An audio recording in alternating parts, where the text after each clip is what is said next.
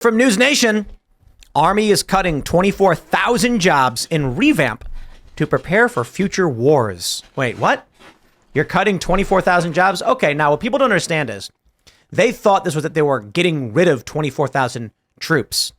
No. They're saying that there are jobs that are unfilled. As the U.S. Army struggles with recruitment, the series is slashing its force by about 24,000, almost 5%, and restructuring to be better able to fight in future wars. The service is significantly overstructured, and there aren't enough soldiers to fill existing units, according to an Army document obtained by the AP. The cuts, it said, are spaces, not faces, and the Army will not be asking soldiers to leave the force. So basically what they're saying is these normally would have had jobs, these jobs normally would have been filled by people, but because nobody wants to join anymore, they're just going to get rid of them. Now, I wonder why it is that nobody wants to join the Army. Well, I mean, there's probably multiple reasons. Most of them have to do with politics, I think. You know, the fact that the Army's not supposed to be political. It's not even the Army. It's all of it. I mean, people have pointed out with this Aaron Bushnell guy. He was a member of some like leftist LGBT anarchy thing or something like that. Yeah. Is that what it was called? Yeah, he was like an anarchist. Lily Anarchitty. Yeah. So this individual was clearly like known to people for expressing these views. He's just a communist. But you know what I think it is?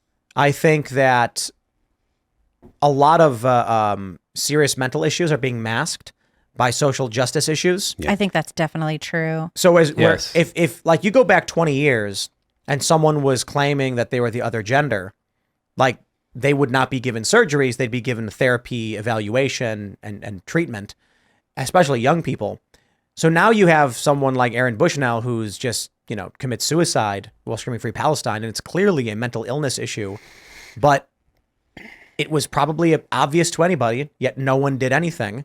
And this is indicative of what the current U.S. services are like, that someone could be clearly unwell, but it's masked behind social justice. And the military used to be pretty good about getting people that had some kind of mental illness or whatever. It used to be pretty good about getting people out, and they're not anymore. Like, well, because they need bodies, probably, right? No, well, not only that. I think that it's a lot of it is ideological. Interesting. They just offer more mental health services. What? They just offer more mental health services and all that kind of stuff. I mean, maybe they do. Sure, they offer stuff for trans people to get surgeries and stuff like that, which I think is absolutely absurd. But I think so too. But they're just the culture in the military has changed so much. You've got, General Miley talking about, I want to understand white rage. When you have the majority of people that join up are young men. They're, white guys or Hispanic guys are the vast majority, because there's tons of Hispanic dudes in the military.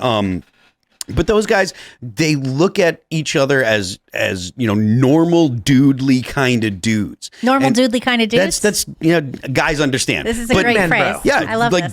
They're just guys, essentially. And that's the way that they act. That's the way they behave around each other. And you get a bunch of Marines together and you see it instantaneously. They're going to try and climb something, make everything look into act like it's wieners, try and beat the crap out of each other. That's just the way they act. And when you have a culture that is very, very different. The leftist culture is not competitive. It's not aggressive the same way. If you get trans people and stuff, they don't have the same kind of attitude. And you're going to see people that doesn't attract people that are left wing or left leaning politically. It just doesn't. This guy was involved with Antifa too. Andy No was looking into this. Yeah. And he said he's a commie. He found that the Reddit account belonging to Bushnell confirmed his involvement in Antifa social networks. Wow. And that he was mocking deceased military members and supporting intimidation of elected leaders, and that he was involved with he was a booster of the Stop Cop City, Treehouse Antifa. Oh, so this is a seditionist. Atlanta. Yeah. All of it. He was a revolutionary communist. Well, Phil just mentioned the word culture, though, and I think that's an important one, because there is a massive cultural shift, not just in the military, but in this country. As There's a cultural revolution. As it relates to public service, serving your country, nationalism, which is somehow a bad word. I don't think it is at all. Nationalist feeling, having pride in your country, wanting to contribute to it. That is seen as something that is a negative now. That's a negative in the United States. And the left has been winning this narrative now for years. You have to understand that it's a negative because they have managed to reframe what it means. Right. So they've taken the word, and this is something that we're very familiar with around here. The meanings of words have changed significantly over the past 5 or so years. And the most obvious, or the one that people know are most familiar with, is the word racism. Racism doesn't mean bigotry based on race anymore. It means power plus prejudice. And so you end up with people that will bounce between the two meanings in the same conversation as a tactic to keep people that they're debating with or arguing with off base. You don't understand what they're meaning. The intent is to manipulate. We should change a word. And you're 100% right. Look, what's a good word to change? Look, I say nationalism. I'm sure there's somebody hearing this out here, and they're like, that means racism. It's Communism. like, no, it doesn't. It doesn't at all. It actually means, I consider myself a nationalist. I have pride in my country. You got to understand that, like, you don't get to make the call. Like, if you say, I'm a nationalist, blah, blah, someone's going to grab that and they're going to be like, look, he's a nationalist. And then everyone that's Great, put it on a poster. And that is a terrible move, because they make a term radioactive. And then if you can't internalize it like the way you can with, like, deplorable, right? So deplorable was easy because, first of all, it was so many people that were tossed into it. Anyone that you didn't like was tossed into these deplorable, blah, blah, blah. There was no association for deplorable with anything in history at all. Nationalism, when you say nationalism, the average person thinks National Socialist, whether we like it or not, and you are not gonna get that back, homeboy. You are not getting that back. Alexander Hamilton was a nationalist. Who? Alexander Hamilton was a nationalist. Was. George Bernie Washington Sanders was a nationalist. So was Lin-Manuel Miranda when he wrote Hamilton the musical. Bernie Sanders is a nationalist capitalist, Every according to one the of World you- Socialist website. Every one of you is right.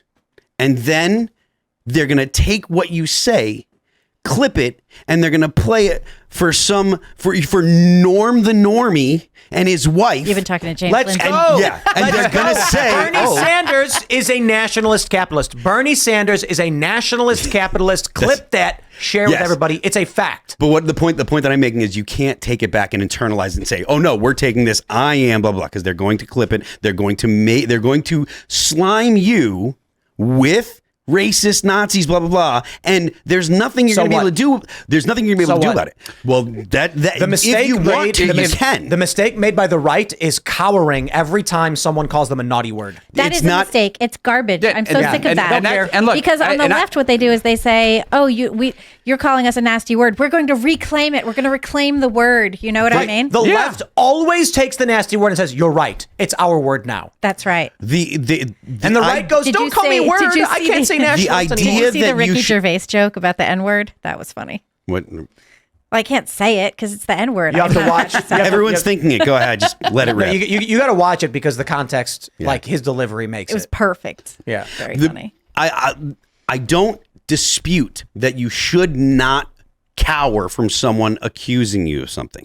Not saying that you should be like, oh, I'm afraid he's going to call me a racist. But it is foolish to say, I'm going to walk into the trap that they've set. What trap? And that's what they've done. They've set the trap with the word nationalist. No, the problem No, is we don't no. control the media, and we need to break the media narrative control, and that nothing else matters. This is the I agree only. with that. Don't That's disagree with 100% that true. either. The only way we do that is to flood the word to the point where their statements don't make sense anymore. No. So when they say nationalist means X, we keep saying nationalist over and over and over again in a context that doesn't apply to what they're claiming until someone says, wait, what?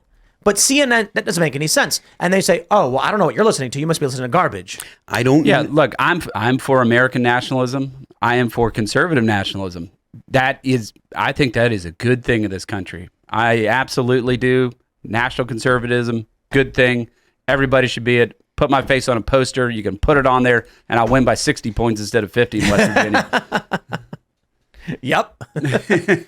And the point is this. They say racism and over and over again. You know what actually started working is they tired the word out. And so people just started saying, so what? Shane Gillis ends up hosting SNL. And he made some naughty jokes and they freaked out, and too bad. It's like you have no power here anymore. You've exhausted the screaming at the top of your lungs. Thanks for watching this clip from the Timcast IRL podcast. Hang out with us live Monday through Friday at 8 p.m. and become a member over at timcast.com for uncensored, members-only shows exclusive. Thanks for hanging out, and we'll see you all next time.